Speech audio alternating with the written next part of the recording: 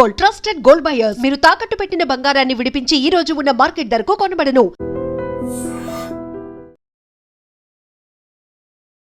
Hi hello నమస్తే, welcome back to I dream media. మనకి ఈ గ్యాస్ తిప్పలు తప్పవా? మరి ఎప్పటి వరకు మనకి ఈ గ్యాస్ తిప్పలు అనేవి ఉంటాయి? ఇప్పుడు హోటల్స్, రెస్టారెంట్స్ మాత్రమే ఇబ్బంది పడుతున్నాయి. ఫ్యూచర్లో ఒక కామన్ హౌస్ సంబంధించి కూడా ఇబ్బంది పడే అవకాశాలు వస్తాయంటున్నారు అనలిస్టులు. అయితే ఇది కేవలం ఎల్పిజితోనే ఆగిపోయేటట్లేదు, పెట్రోల్ వరకు, క్రూడ్ ఆయిల్స్ వరకు కూడా వెళ్ళేటట్టు ఉంది. మరి దీనికి సంబంధించిన లేటెస్ట్ విషయాలు తెలుసుకుందాము. అనలిస్ట్ నరసింహ గారితో సార్తో మాట్లాడదాం. నమస్కారం సార్. నమస్తే అండి. సార్, ఇప్పుడు ఇరాన్ లేటెస్ట్గా ఇజ్రాయెల్ మీద దాడి చేసింది కొన్ని గంటల క్రితం. ఆ దాడి కారణంగా మనం చూసుకున్నట్లయితే యుద్ధం ఇప్పట్లో ఆగేటట్టు అయితే కనిపించట్లేదు. మరి దీనికి సంబంధించి సెంట్రల్ గవర్నమెంట్, మోడీ గవర్నమెంట్ ఎలాంటి జాగ్రత్తలు తీసుకోబోతుంది? ఆల్రెడీ రెస్టారెంట్స్ లో ఇష్యూ నడుస్తూ ఉంది హెవీగా, అందరూ కట్టెల పొయ్యిలకి మారిపోయారు. కానీ ఇది ఒక సామాన్యుడి ఇంటి వరకు వచ్చిందంటే మాత్రం చాలా పెద్ద ఇబ్బంది, సిటీల్లో ఉన్న వాళ్ళకి మరీ ముఖ్యంగా. మరి ఇది ఏ విధంగా ఉండబోతుంది ఫ్యూచర్లో? ఈ ఎల్పిజి తిప్పలు తప్పవా? యాక్చువల్గా చెప్పాలంటే ఎల్పిజే కాదు, even CNG, compress natural gas కూడా లాస్ట్ వీక్ జరిగిన అటాక్లో ఇజ్రాయెల్ అండ్ ఇరాన్ దగ్గర ఉన్న రెండు ఎనర్జీ ఇన్ఫ్రాస్ట్రక్చర్ కూడా దెబ్బతినడం జరిగింది. దాంతో సిఎన్జి కూడా కాస్త సప్లై తగ్గుతుంది. మెయిన్ ప్రాబ్లం ఎక్కడ వస్తుందంటే మనకి ఎల్పిజి ఇంపోర్ట్స్లో దాదాపు 70 to 75% మనకి ఈ గల్ఫ్ దేశాల నుంచి వస్తుంది ఇండియాకి. క్రూడ్ ఆయిల్ అడ్వాంటేజ్ ఏంటి అంటే అండి, crude oil is found in India also. మనకి క్రూడ్ ఉంది, మనకు కావాలంటే మన దాన్ని రిఫైన్ చేసుకొని లేదా వేరే సోర్సెస్ నుంచి మనకు వచ్చినా కూడా ఎల్పిజి ఓవర్ డిపెండెన్స్ అనేది మనకి గల్ఫ్ మీద ఉంది. సో అందుకే ఇప్పుడు మనకి సడన్గా మన పెట్రోల్, డీజిల్ గురించి ప్రాబ్లం రాలేదు, కానీ కమర్షియల్కి గ్యాస్ సిలిండర్స్ ఇవ్వడం అనేది వాళ్ళు ఆపేశారు. ఎందుకు ఆపారు అంటే డొమెస్టిక్ వాళ్ళకి, అంటే హౌస్ హోల్డ్స్ వాళ్ళకి ఇబ్బంది ఉండకూడదు, వాళ్ళకి ఫస్ట్ ప్రయారిటీ ఇవ్వాలి అని. ఒక చిన్న శుభ పరిణామం ఏంటంటే ఈరోజు కమర్షియల్ గ్యాస్ సిలిండర్స్ కూడా 50% వరకు సప్లై చేస్తామని గవర్నమెంట్ ఒక డెసిషన్ తీసుకుంది. కానీ ఈ యుద్ధం అయితే మీరు అన్నట్టు ఆగేలాగా అయితే అనిపించట్లేదు. ఎందుకంటే 2-3 డేస్లో అయిపోతుంది, 1 వీక్లో అయిపోతుంది అని ట్రంప్ అన్నా కూడా అది ఇంకా ఒక 1-2, ఎలాగైతే రష్యా యుక్రెయిన్ వార్ కొనసాగిందో అలాగే ఇంకొక 1 to 2 months కూడా కొనసాగేలాగే ఉంది, అన్లెస్ ఎవరో ఒకరు ముందుకు వచ్చి ఆపేయాలి అనుకుని ఆలోచిస్తే తప్ప. అండ్ ఇద్దరు కూడా ఎవరు కూడా తగ్గనట్టుగానే కనిపిస్తున్నారు. ఇది ఇలాగే కొనసాగితే మన కంట్రీలో 70 to 75 days వరకు మనకి ఎప్పుడైనా ఒక నిల్వ అనేది ఉంటుంది. ఆ నిల్వ ఎప్పుడైతే అయిపోతూ లాస్ట్ 25 days 20 days నిల్వకు వస్తుందో అప్పుడు ఆటోమేటిక్గా గవర్నమెంట్ కూడా ఒక ప్యానిక్లోకి వెళ్తుంది. అప్పటి లోపల ఏమైనా ఇరాన్ మనకి ఫ్రెండ్లీ దేశం కాబట్టి అక్కడ నుండి ఏమైనా ఎల్పిజి పంపించడానికి ఆ స్ట్రైట్ ఆఫ్ హోర్ముజ్ని ఏమైనా మనకి ఏమైనా యాక్సెస్ ఇస్తుందా అంటే అది కూడా అంత ఈజీగా కనిపించట్లేదు. ఎందుకంటే అది వెళ్ళే నావని వేరే కంట్రీస్ కూడా అటాక్ చేసే ఛాన్స్ ఉంది, చాలా ఇబ్బందులు ఉన్నాయి. ఇలాగే ఒక 2-3 months కనుక కొనసాగుతే యుద్ధము కంపల్సరీగా మన డొమెస్టిక్ హౌస్ హోల్డ్స్ వాళ్ళు కూడా ఇబ్బంది పడే ఛాన్సెస్ ఉంటాయి. అసలు అది రాకూడదనే కోరుకోవాలి, కానీ అలా వచ్చిందంటే మాత్రం చాలా ఇబ్బంది. సిటీసే కాదు, రూరల్ ఏరియాస్ వాళ్ళకి కూడా సడన్లో గ్యాస్ నుండి మళ్ళీ కట్టెలపైకి వెళ్ళాలంటే ఏదో 1 week వరకు మేనేజ్ చేయగలరు, కానీ 1 to 2 months దాని మీద కొనసాగాలంటే. అండ్ ఇంకోటి బీబీసీ కూడా మన రిపోర్ట్ ఇచ్చింది, ఈ యుద్ధం కారణంగా ఇండియా డర్టీ ఫ్యూయల్స్ వైపు వెళ్ళాల్సి వస్తుంది. అంటే పొల్యూషన్ పెరిగిపోతుంది, ఎందుకంటే అందరూ ప్రతి ఇంట్లో కట్టెపోయి పెట్టుకుంటే ఇప్పుడున్న పాపులేషన్కి you can see air pollution going up hugely. So మరి అది అవ్వకూడదనే కోరుకుంటాము, కానీ ప్రస్తుతానికైతే కొంచెం కన్సర్నింగ్గానే ఉందని మన పెట్రోలియం మినిస్ట్రీ వాళ్ళు ఇచ్చారు. అయితే ఆల్రెడీ హార్మోస్ సంబంధించి దారి ఆపేస్తున్నామని ఇరాన్ నుంచి వస్తున్న హెచ్చరికలు చూస్తున్నట్లయితే ఇండియాకి అందులో ఎటువంటి పాజిటివిటీ అయితే కనిపించట్లేదు. అండ్ ప్రస్తుతానికి ఎల్పిజి పరిస్థితి ఈ విధంగా ఉంటే లక్కీగా మనకి రష్యా అనే ఒక బ్యాక్ బోన్ ఉంది కాబట్టి అక్కడి నుంచి ఒక 30 days పాటు కొనుక్కునే పర్మిషన్ మనకి అమెరికా వాడి నుంచి వచ్చింది కాబట్టి, అంటే అంత దీనదశలో మనం ఉన్నాం అనిపిస్తుంది ఒక్కొక్కసారి. సో ఈ 30 days వరకు ఓకే, 30 days కూడా అయిపోవస్తా ఉంది. తర్వాత మరి ఫ్యూయల్ పరిస్థితులు కూడా ఇలాగే ఉంటాయా?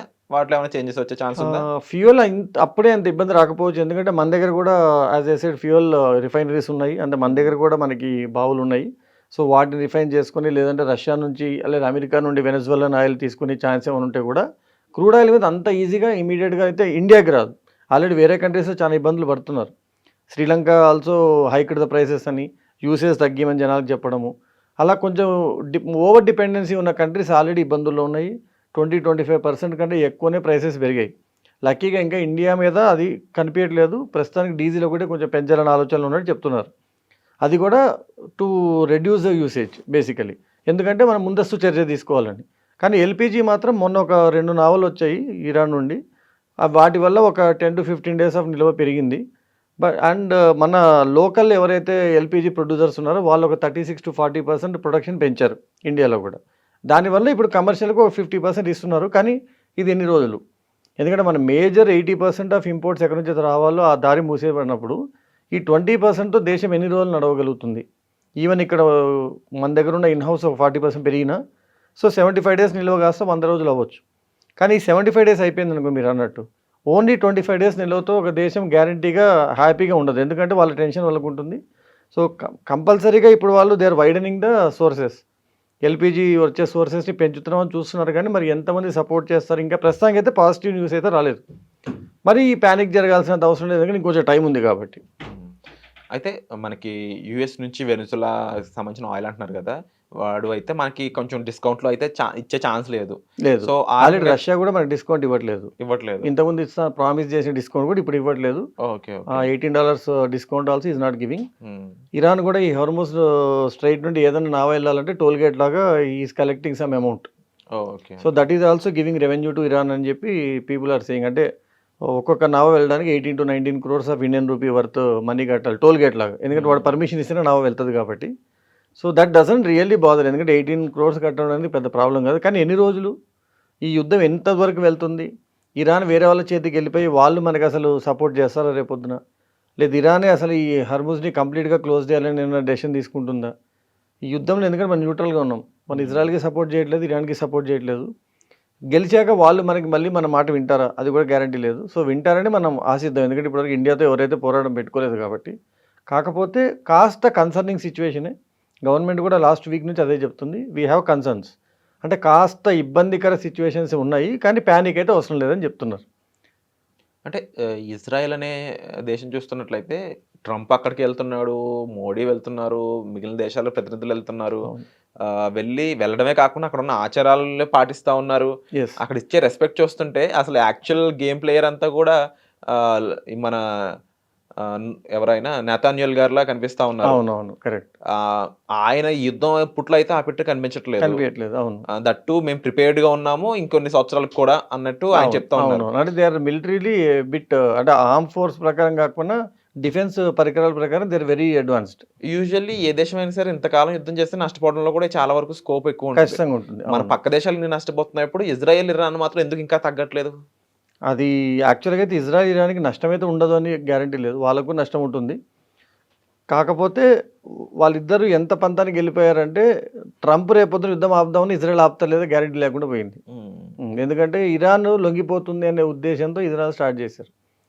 3 days 4 days యుద్ధం అవ్వగానే ఇరాన్ సంబంధించిన హెడ్ని కూడా చంపేసాము, అయిపోయింది యుద్ధం అన్నారు. అసలు యుద్ధం అక్కడే స్టార్ట్ చేసింది ఇరాన్. అంటే వీళ్ళు ఇరాన్ని తక్కువ అంచనా వేశారు, తప్పుగా అంచనా వేశారని కూడా చెప్పొచ్చు. సో ఇరాన్ లొంగిపోతుంది అనుకున్నారు, వాళ్ళు లొంగకుండా ఇంకా వేరే వీళ్ళ ఫ్రెండ్స్ దేశాల మీద కూడా వేయడం అనేది వీళ్ళకి యాక్చువల్గా they took it to ego అని చెప్పాలి. అసలు బేసిక్ వీటన్నిటి కారణం ఏంటంటే లీడర్స్ మధ్యలో ఈగో. పీపుల్కి ఏముండదు. మీరు ఎంత చిన్న కార్పొరేట్ స్థాయి గొడవలు తీసుకొని రేపొద్దున దేశాల స్థాయి గొడవలుకున్నా ఇద్దరు లీడర్లు కొట్లాడుకోవాలి, 2 గ్రూపులు కొట్లాడుకుంటే కానీ గ్రూప్కి లీడర్ లేకపోతే ఎవరికి గొడవలు ఉండవు. సో మరి ఆ నెతన్యాహు ఎప్పటికైనా ఆగుతాడా? లేదు ఇరాన్ ఏంటి మా మీద ఇంత చేస్తుంది, ఎందుకంటే Israel is very proud of it's defence. అలాంటి ఇజ్రాయెల్ని ఇరాన్ ఇన్ని రోజులు ముప్పు తిప్పలు పెట్టిందనే న్యూస్ బయటకు వస్తుందనే ఉద్దేశంతో వాళ్ళు తగ్గట్లేదా? So this is what we have to see. But ఈ వారైతే నాకు తెలిసినంత వరకు ఇప్పట్లో అయితే ఆగేలాగా కనిపించట్లేదు, అది మిరాకిల్ జరుగుతుంది తప్ప. సో విన్నారు కదండి లేటెస్ట్ అప్డేట్, వార్ ఇప్పట్లో ఆగేటట్లేదు. సో దాని కారణంగా అబ్జర్వ్ చేస్తే రెస్టారెంట్స్ అండ్ మిగిలిన హోటల్స్కి అయితే మాత్రం ఈ ఎల్పిజి తెప్పులు ఇప్పట్లో తప్పేటట్లేదు. కానీ డౌన్ స్టిక్ వరకు అయితే ఇప్పుడు వచ్చే ఛాన్స్ ఇంకా కనబట్లేదు. బట్ ఆ యుద్ధం ఆగడం అనేది మాత్రం జరిగితేనే కాస్త పీస్ఫుల్గా మన లైఫ్స్ అయితే ఉంటాయి, లేదంటే ఎక్కడో చోట ఎవరొకరు ఇబ్బంది పడుతూనే ఉంటారు. ఇది లేటెస్ట్ అప్డేట్. మరి ఈ అప్డేట్ పై మీరేమంటారు? ముఖ్యంగా మన ఎపిసోడ్ చూస్తున్న రెస్టారెంట్ ఓనర్స్ మీరు ఎలా ఫీల్ అవుతున్నారు తప్పకుండా కామెంట్ చేయండి. మీ ఇబ్బందులు వాటిని కూడా వచ్చే ఎపిసోడ్లో మళ్ళీ కలుద్దాం. Thank you so much. Thank you అండి.